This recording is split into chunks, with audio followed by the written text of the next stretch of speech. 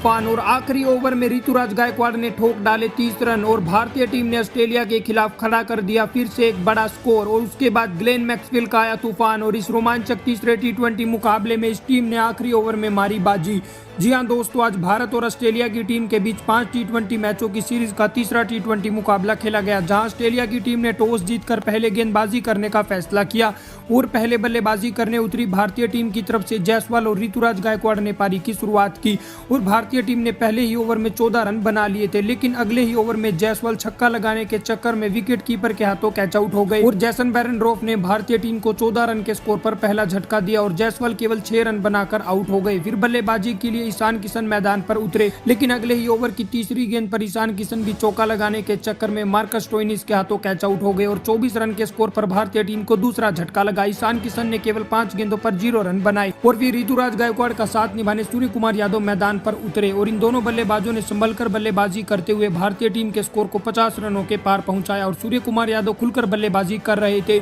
और 10 ओवर में भारतीय टीम ने 80 रन 2 विकेट के नुकसान पर बना लिए थे। लेकिन तभी 11वें ओवर की दूसरी गेंद पर पीछे की तरफ शॉट लगाने के चक्कर में सूर्य कुमार यादव विकेट कीपर के हाथों 39 रन बनाकर आउट हो गए और 81 रन के स्कोर पर भारतीय टीम को तीसरा झटका लगा और दूसरे छोर पर गायकवाड़ भी संभलकर बल्लेबाजी कर रहे थे और उनका साथ निभाने तिलक वर्मा मैदान पर उतरे। तिलक वर्मा आज अलग ही अंदाज में बल्लेबाजी कर रहे थे और फिर इन दोनों बल्लेबाजों ने 12 ओवर में ही भारतीय टीम को 100 रनों के पार पहुंचाया और फिर उसके बाद ऋतुराज गायकवाड़ रुकने का नाम नहीं ले रहे थे। हर ओवर में ऋतुराज गायकवाड़ चौको छक्कों की बरसात कर रहे थे। गायकवाड़ अब शतक की दहलीज पर आ पहुंचे थे और 18 ओवर में ही भारतीय टीम 180 रन 3 विकेट के नुकसान पर बना चुकी थी और गायकवाड़ को शतक के लिए केवल 5 रनों की जरूरत थी। फिर आखिरी ओवर में पहली ही गेंद पर छक्का लगाकर गायकवाड़ ने अपना 52 गेंदों पर पहला टी20 शतक पूरा किया। फिर उसकी अगली गेंद पर चौका लगाकर गायकवाड़ ने भारतीय टीम को 200 रनों के पार पहुंचाया और आखिरी ओवर में गायकवाड़ ने मैक्सवेल को 30 रन ठोक डाले और भारतीय टीम ने 20 ओवर में 222 रन 3 विकेट के नुकसान पर बनाए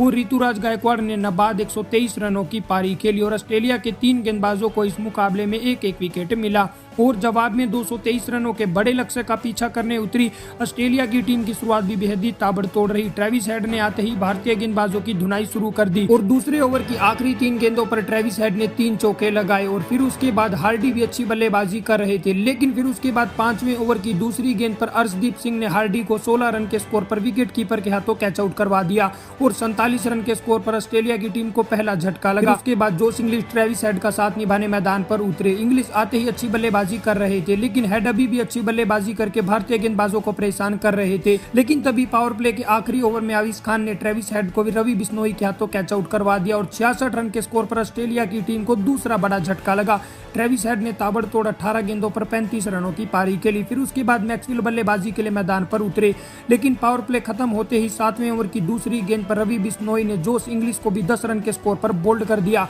और 68 रन के स्कोर पर ऑस्ट्रेलिया की टीम को तीसरा झटका लगा। अब मैक्सवेल का साथ निभाने मार्कस स्टोइनिस मैदान पर उतरे और इन दोनों बल्लेबाजों ने आते ही ताबड़तोड़ अंदाज में बल्लेबाजी करनी शुरू कर दी। मैक्सवेल तो 200 से ज्यादा की स्ट्राइक रेट के साथ मैदान के चारों तरफ रन बना रहे थे और ऑस्ट्रेलिया की टीम ने 10 ओवर में ही 100 रनों का आंकड़ा भी छू लिया था और अब ऑस्ट्रेलिया की टीम को 10 ओवर में जीत के लिए 118 रनों की जरूरत थी और क्रीज पर मैक्सवेल अभी भी ताबड़तोड़ अंदाज में बल्लेबाजी कर रहे थे और फिर भारतीय टीम ने 3 ओवर में लगातार ऑस्ट्रेलिया के इन दोनों बल्लेबाजों को रन बनाने नहीं दिए, जिस वजह से 13वें ओवर की आखिरी गेंद पर स्टोइनिस चौका लगाने के चक्कर में सूर्य कुमार यादव के हाथों कैच आउट हो गए और ऑस्ट्रेलिया की टीम को 128 रन के स्कोर पर चौथा झटका लगा। फिर उसके अगले ही ओवर में टीम डेविड भी आते ही पहली गेंद पर कैच आउट हो गए। 129 रन के स्कोर पर ऑस्ट्रेलिया की टीम को 5वां झटका लगा। फिर कप्तान खुद मैदान पर बल्लेबाजी के लिए मैक्सवेल का साथ निभाने उतरे, लेकिन दूसरे छोर पर मैक्सवेल अभी भी ताबड़तोड़ अंदाज में बल्लेबाजी कर रहे थे और अब ऑस्ट्रेलिया की टीम को 4 ओवर में जीत के लिए 65 रनों की जरूरत थी। फिर 17वें ओवर में मैक्सवेल ने आते ही 2 गेंदों पर 2 छक्के लगाकर ऑस्ट्रेलिया की टीम को जीत के और करीब पहुंचा दिया